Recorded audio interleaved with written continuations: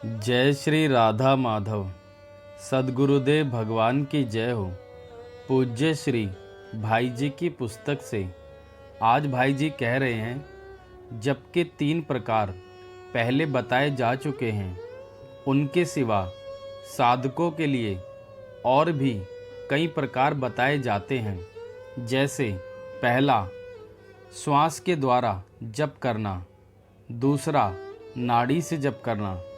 तीसरा, मानस मूर्ति पूजा के भांति नाम अक्षरों की मन में कल्पना कर उनको बारंबार पढ़ना। चौथा, भगवान की मूर्ति की कल्पना कर उस पर नाम अक्षरों की गहनों की तरह कल्पना कर उनकी आवर्ती करना। अन्य भी कई प्रकार तथा भेद हैं, विस्तार भय से यहाँ नहीं लिखे जाते। उपयुक्त चारों प्रकार के जप का कुछ खुलासा कर देना आवश्यक है। पहला, प्रत्येक श्वास की गति की ओर लक्ष्य रखना और श्वास के आने तथा जाने में श्वास के शब्द के साथ ही मंत्र की कल्पना करना। साथ ही जिह्वा से भी उपांशु रूप से उच्चारण करते रहना। आरंभ में माला रखना और श्वास के साथ होने वाली प्रत्येक जप की गिनती रखना। यदि इस प्रकार 2-4 मालाएं भी प्रतिदिन जपने का अभ्यास किया जाए तो मन बहुत शीघ्र स्थिर होकर नाम में लग सकता है। श्वास का जप बिना मन के नहीं होता। साधारण और उपांशु जप तो अभ्यास होने पर मन के अन्यत्र रहने पर भी हो सकते हैं, परंतु श्वास का जप मन बिना नहीं होता। मन नहीं रहता है तो श्वास की गति का ध्यान छूट जाता है, केवल जीभ से जप होता रहता है। इसीलिए श्वास से जप करने वालों को श्वास की गति की ओर ध्यान रखना ही पड़ता है। जहाँ मन अन्यत्र गया कि जप छूटा। कबीर ने कहा है, सांसों सांसों नाम जप अरुज उपाय कछु नाही।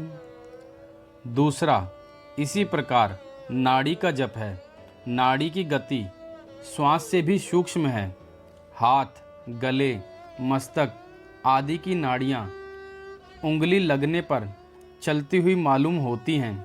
अतः पहले पहले नाड़ी द्वारा जप करने वालों को उंगलियों से नाड़ी की गति का निरीक्षण करते हुए मन को उस गति की ओर लगाकर नाड़ी की गति के साथ ही उसके प्रत्येक ठपके पर मंत्र की कल्पना करनी चाहिए। जीभ और माला का प्रयोग श्वास से जप के समान ही करना चाहिए।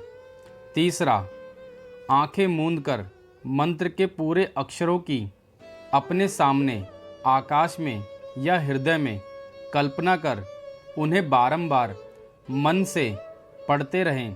साथ ही जीभ का प्रयोग भी करते रहें। गिनती के लिए हाथ में माला रखें। मंत्र के अक्षर हो सके तो बारंबार मन में बनाए रखें या प्रत्येक मंत्र के जप का आरंभ करने के समय कल्पना कर लें और मंत्र पूरा होते ही मिटा दें। जिस तरीके से सुभयता हो मालूम हो वही करें।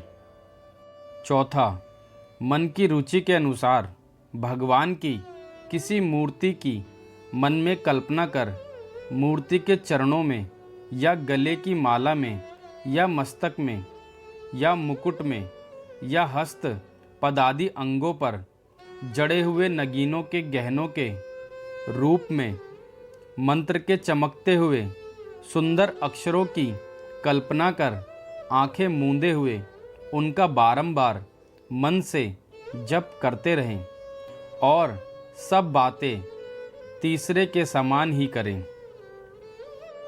योग दर्शनकार कहते हैं, तजप स्थार्थ भावनाम। उसके वाचक प्रणव का जप करता हुआ उसके वाच्य नामी की ईश्वर की भावना करें। वाणी से जप और मन से ध्यान दोनों का एक साथ होना बहुत ही उत्तम साधन है। भगवान ने भी यही कहा है, जो इस ओम रूप एकाकार अक्षर नाम ब्रह्म का उच्चारण करता हुआ और नामी मुझ परमात्मा को स्मरण करता हुआ शरीर को त्याग कर जाता है, वह पुरुष परम गति को प्राप्त होता है। जय श्री राधा माधव।